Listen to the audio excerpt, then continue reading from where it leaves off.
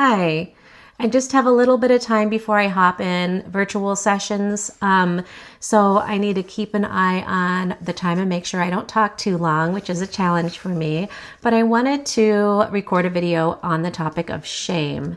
I read a quote recently that reminded me what a powerful topic shame is, what a powerful emotion shame is, and just made me realize it's worthy of a separate video in and of itself. And the quote is from Carl Jung, and it's that shame is a soul-eating emotion. I thought that was so powerful, and especially appreciated its tie to the soul.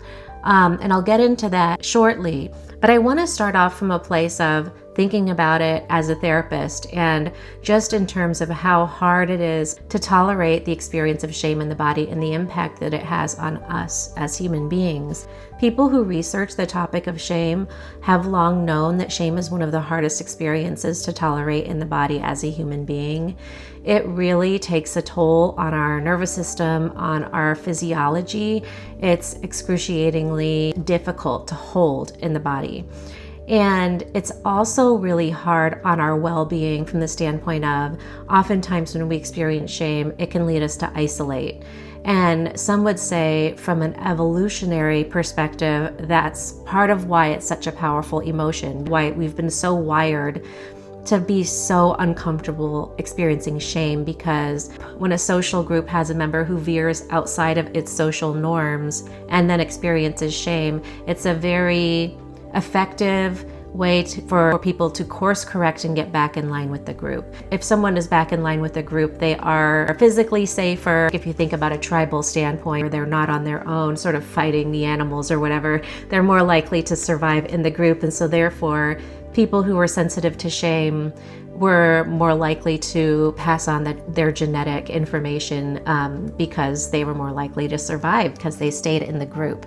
So the fact that shame can lead us to isolate, though, nowadays has a whole host of other consequences that maybe are more relevant now than they were back then, because we're not necessarily thinking about survival, we're thinking about our well-being and our ability to show up in the world in a way that honors what we came here to do and the gifts that we were given to shine in the world. And so I want to emphasize that even though we tend to think about shame as an emotional consequence for having done something against our values or the group's values or whatever, that's not all that shame is. Shame is also when we don't feel worthy.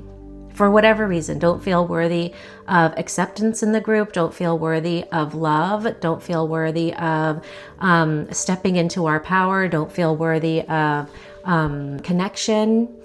In the modern day, that version of shame is the one that I feel we need to talk more about, especially because I do believe that this type of shame is one of the key reasons that many people might never end up stepping fully into the role that they came here to step into, might never end up fully expressing themselves in the world creatively, might never end up writing that book that they know that they could write, expressing themselves in some other creative way that would be really powerful and that might change the world. In many ways, shame as an emotion is something that is significantly harming society as a whole.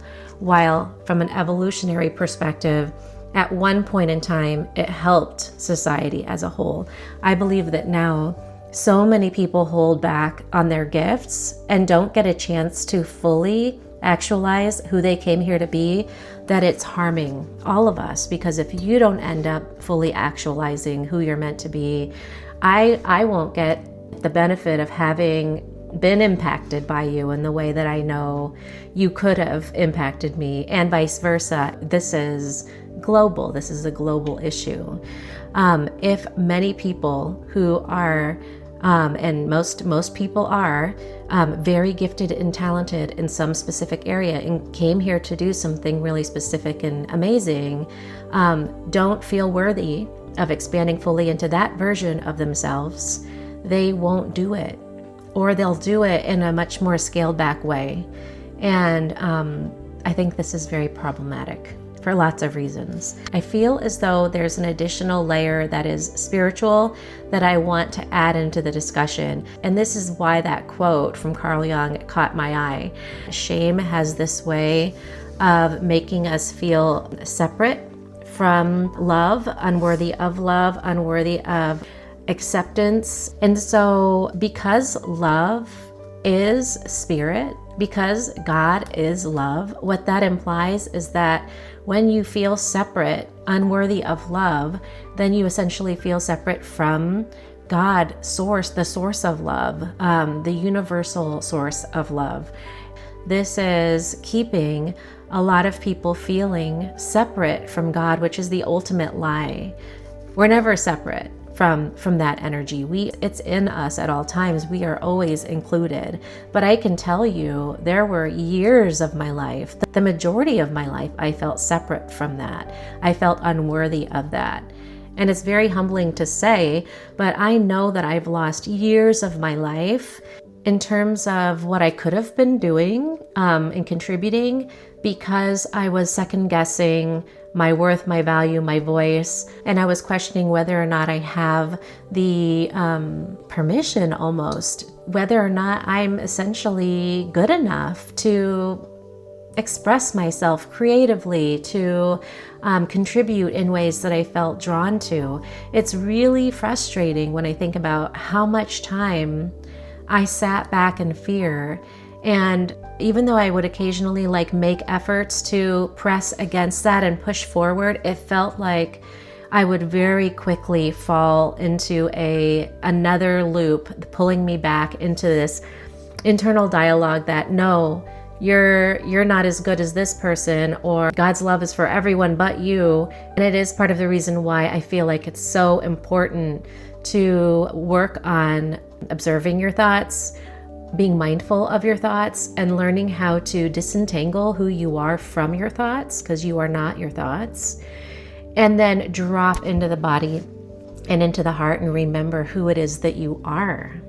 So back to that quote by Carl Jung, shame is a soul-eating emotion. This is not a small topic. This is a very, very important spiritual topic, psychological topic, and I didn't even get into how shame impacts relationships and connections with others yet. This is a whole separate thing. So if you are partnered, or if you think about how shame has impacted your relationships with certain friends or things like that, and how many times it has sabotaged your ability to get vulnerable, to get real honest, which are the key ingredients of true, authentic connection, then think about how many times you could have experienced a really true deepening of a connection with somebody and pulled away and backed away from that. And that says a lot about why it is so many people feel isolated and disconnected. So anyway, because I'm keeping this video short, I'll end it there. I hope it was helpful, and I'll record another one soon. Bye.